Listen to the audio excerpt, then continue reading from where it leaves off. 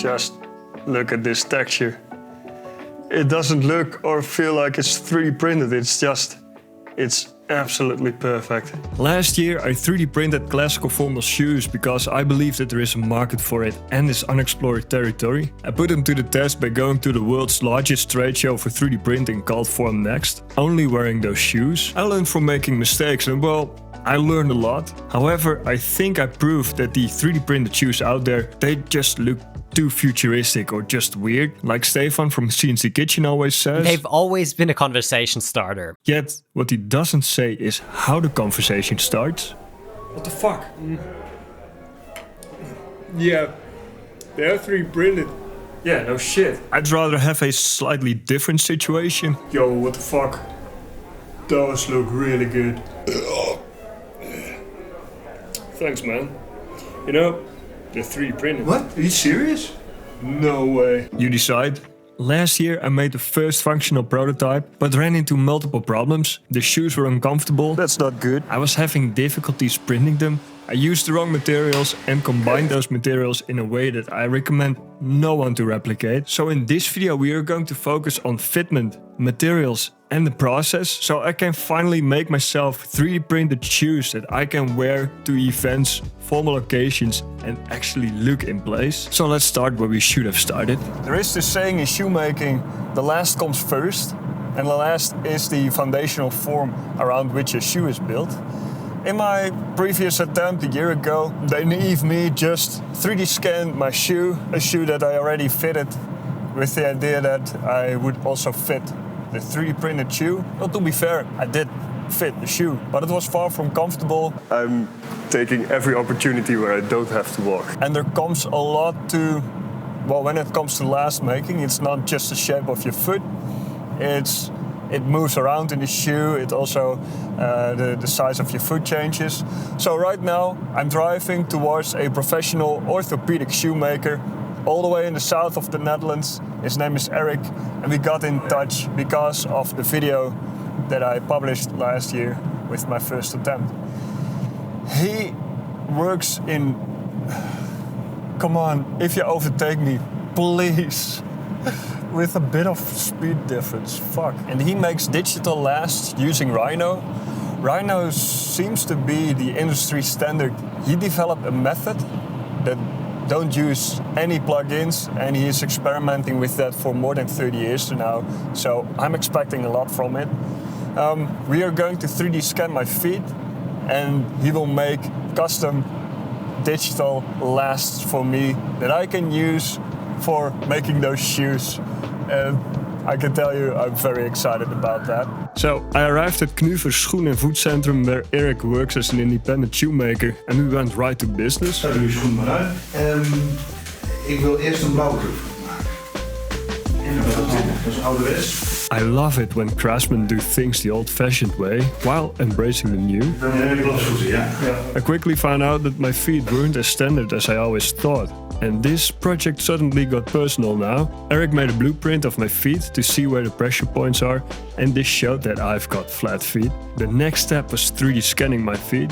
I brought my own 3D scanner, and I thought it would be fun to try it out, but apparently he got the same. This could be a coincidence, but I just think that this RevoPoint Miracle scanner is just a great scanner for this purpose. To be fair, this is a great scanner, and I know that this starts to sound like they are sponsoring this project. Rightfully so, because, well, they are sponsoring this project. Eric made 3D printed soles that put your feet at the right incline, and then he started scanning. I'm used to hit start scan, which does the job, but Eric showed that it's much better to take individual snapshots in this case. This is a lot easier when moving around and takes up much less data. The scanner automatically aligns all the individual scans and turns it into a point cloud, which can be converted to a mesh. I've 3D scanned multiple times on this channel that I often used for reference for my designs, like 3D scanning the brake calipers of an old Mercedes to make perfectly fitting 3D printed wheels.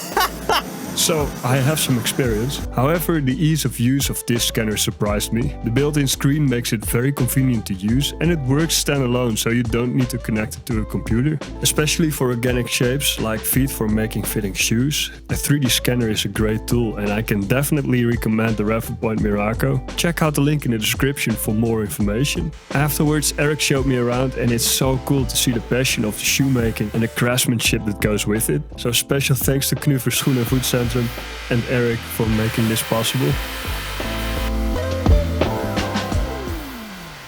I received a digital lash from Eric and imported it into Autodesk Fusion. Fusion is not the best software for designing a shoe.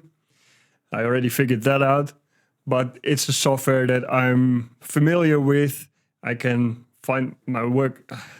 I can just work in Fusion, all right? What I was wondering is if I would place this last into last year's design, if it would reflect the pain that I experienced last year. Yeah, it's immediately obvious that the shoe doesn't really fit. Yeah, it was way too narrow, and especially here, this heel, it was so painful. And the problem with TPU is that it doesn't form to your feet. It stays the shape that it's in. So that's not a good experience. So I had to remodel the shoe to make it fit with the last, and it's wider, but it doesn't look weird. And yeah, I think that it's looking pretty good actually. I approached it differently this time. Last year I had to come up with the solution of the problem of the self-intersecting body. And if you have two flaps and they intersect, that it will give all kinds of errors, and that happens with these flaps here. If you look at the anatomy of a shoe, it's made out of different parts. I thought maybe it's wise to design it in a similar fashion as a shoe usually is made. You can see we have a top part here and also the quarter flap and the heel counter. And later on in the design I can just combine these, and this was not only much easier to make this, to finalize this design, it also looks more like a standard shoe now. Everything makes more sense. So yeah, now I have to print it. Okay, I've got to show you something really epic. I imported the design into Prusa Slicer. The whole green part, it is just one part, but I also exported the separate flaps, so the quarter and the heel. We can modify these individual parts, so it's a bit similar to a shoe like this with these different colors. So we can use different materials, but I use those separate parts as modifiers for the slicer, which means that we can modify those parts. So let's slice this part. And this is going to take a while. Right now you can see a hole pattern here. This is my way of gluing the outer sole to the top. And I can hear you screaming, some of you, to the screen. Well, there is this thing, I don't even know the name, but there is this function, interlocking. Trust me, I enabled interlocking, but it seems that it's not interlocking. I think maybe it's some bug or whatever. For this specific design, interlocking doesn't work. So I just modified it in Fusion. I used the embossing function and now it's mechanically connected. I will stop the recording and wait for this thing to finish.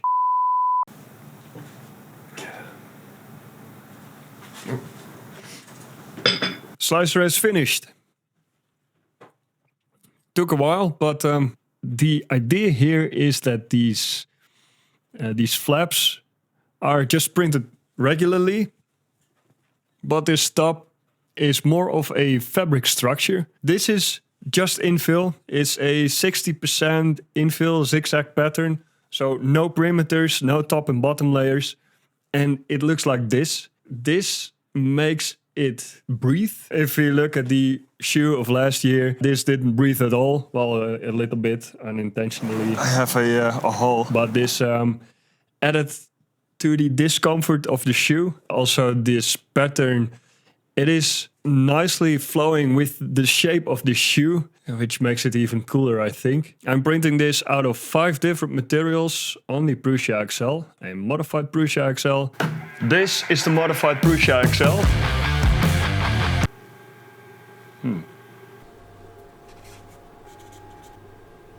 This is the fuck around XL.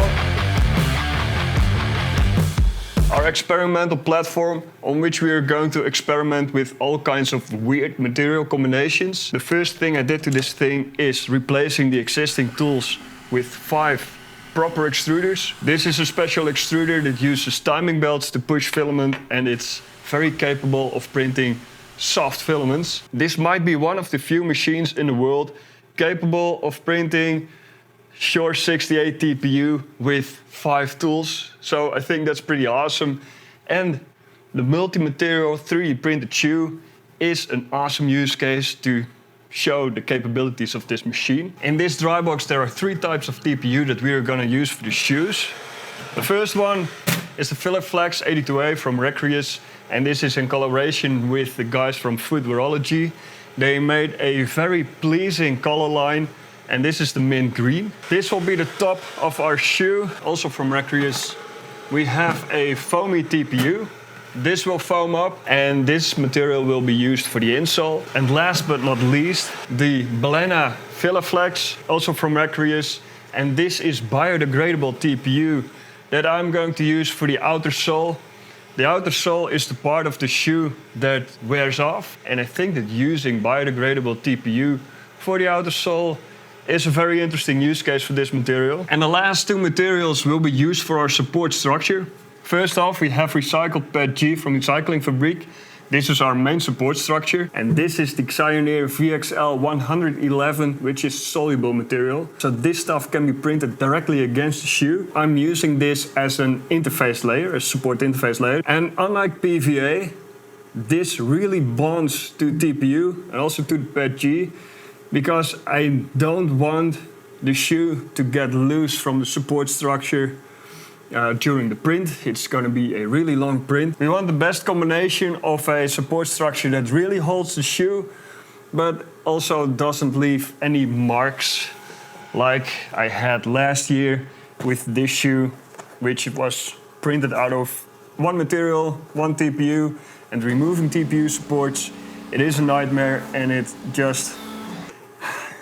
leaves a lot of inconsistencies here at the top. Printing TPU, especially multi-material TPU, is a huge challenge. First of all, this printer is not built for printing TPU, and you cannot even push the TPU through this tube in the first place because it swells up.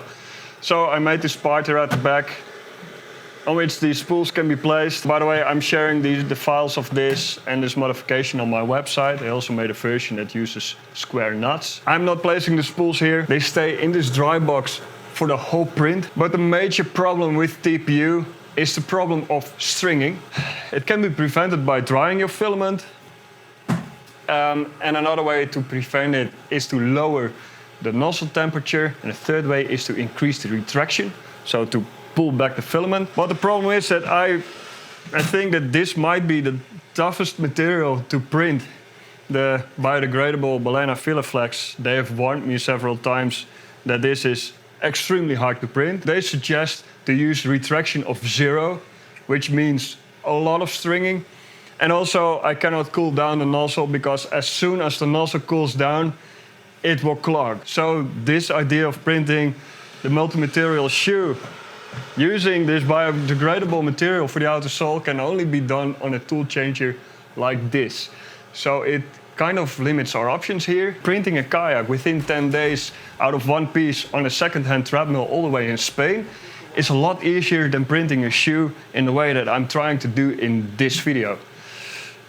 What am I doing to myself each time? Jesus fuck. I guided the TPU through the modified clips and started the print. It started with printing the support base out of PETG, the interface layer out of VXL 111 and the biodegradable TPU on top of that. But it didn't take long for that extruder to get blocked. I had to stop the print and open the extruder to examine it. It was even worse than I thought, and this Balena Filaflex is really gummy. This is a piece of standard 68 TPU, and this is Balena. I really get some flashbacks from this, from my attempt where I tried to print with licorice laces. The Balena TPU is very soft, and I think it's too soft for an outer sole anyway. It will be too spongy, that doesn't really fit with a dress shoe. So yesterday I came up with the idea to only print the bottom 2 millimeters out of Balena and the rest out of a regular TPU, like this, the white TPU 95. So add a fourth TPU now. I did a test print. I started that yesterday evening and watched remotely from home. And at some point I could see that the Balena stopped extruding, so it was clogged again. So yeah, I had to stop the print remotely. I already reduced the retraction a lot, but right now I'm printing pretty much the same thing, but with 0 retraction. The problem with decreasing retraction is that we have a lot of stringing, and if we get rid of retraction altogether, I expect a lot of stringing. So I came up with this idea of adding a silicone tube here on this frame here at the back. That it's a sort of nozzle cleaner. It's inspired from how the Bamboo Lab X1C cleans the nozzle. So it's a nozzle cleaner over the whole length. It's already getting late, so I have to watch this remotely again. And fingers crossed that this is gonna work.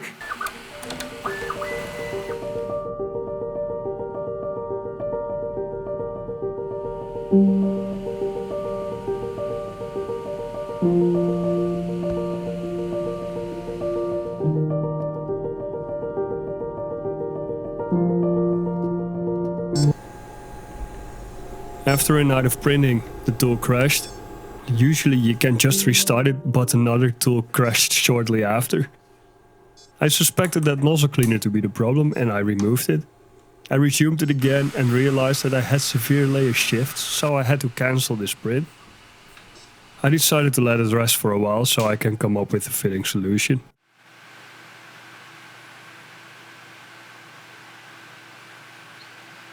Things have escalated. The extruders were printed out of PETG, which got soft and caused layer shifts. Each shoot takes 60 hours to print, and to do this reliably, I had to reprint all extruders out of more suitable materials. Prusa sent the latest printer, the Core 1L, which was perfect for this job.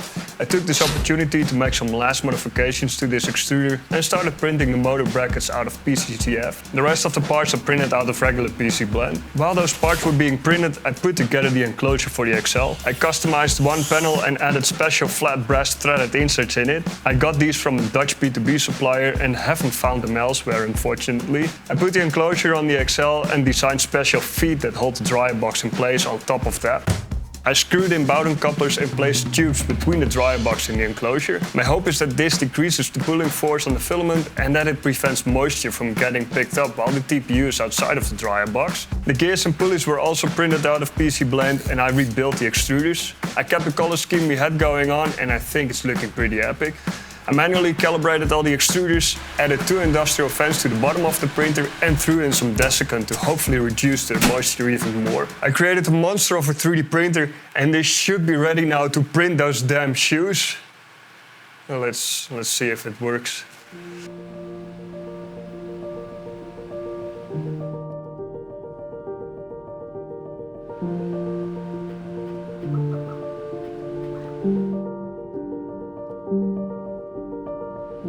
It started out pretty good, but at some point it failed again due to layer shifts, so I restarted the print with some different settings.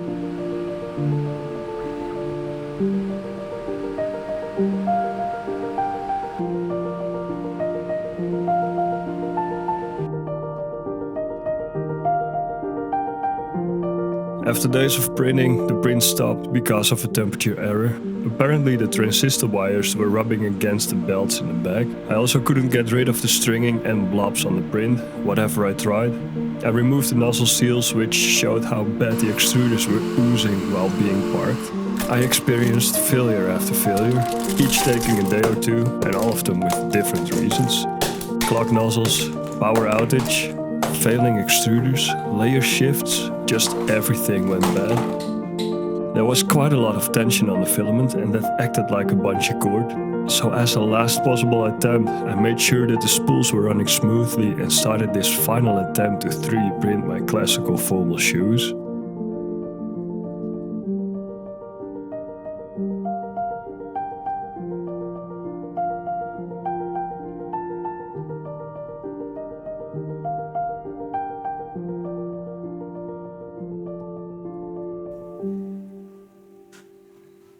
Just look at this texture. It doesn't look or feel like it's 3D printed, it's absolutely perfect. This is what I had in mind for the ending of this video, but instead I got this.